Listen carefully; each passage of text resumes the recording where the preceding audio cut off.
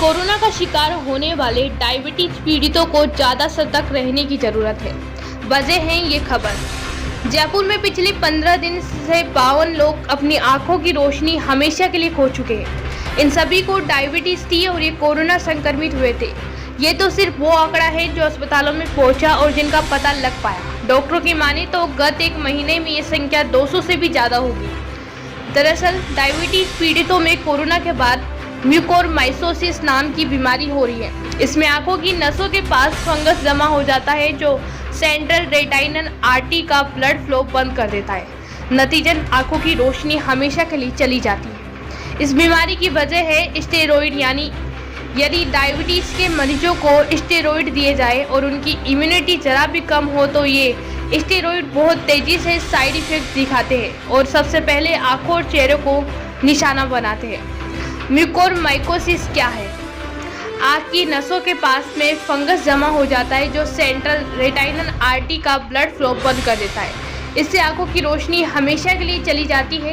Corona में दिए जाने वाले स्टेरॉइड इम्यूनिटी को और भी कम कर देते हैं। ऐसे में दवा का साइड इफेक्ट होने लगता है और व्यक्ति को म्यूकोरमाइकोसिस हो जाता है। नाक खुश्क होती है, नाक की परत अंदर से सूखने लगती है, वह सुन्न हो जाती है। चेहरे पे तलवे की त्वचा सुन्न हो जाती है, चेहरे पर सूजन आती है, दांत ढीले पड़ते हैं। इस फंगस व इन्फेक्शन को रोकने के लिए एकमात्र इंजेक्शन लाइपोसोमल इम्पोटेरेसिन भी आता है।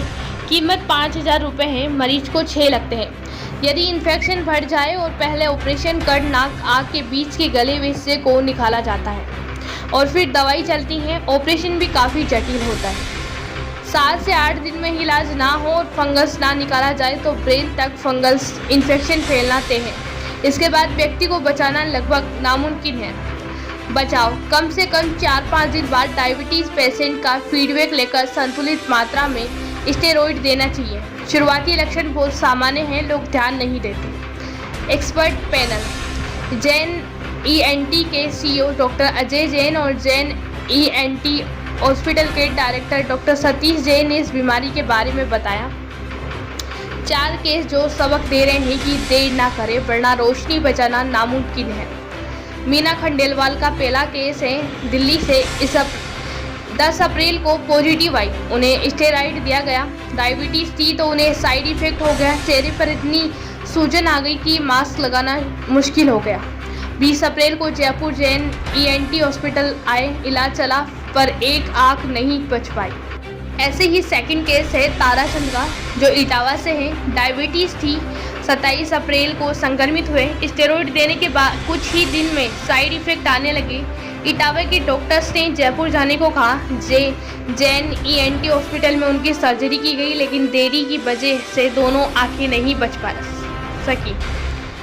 तीसरा केस है मुनाफ, जो है कोटा से।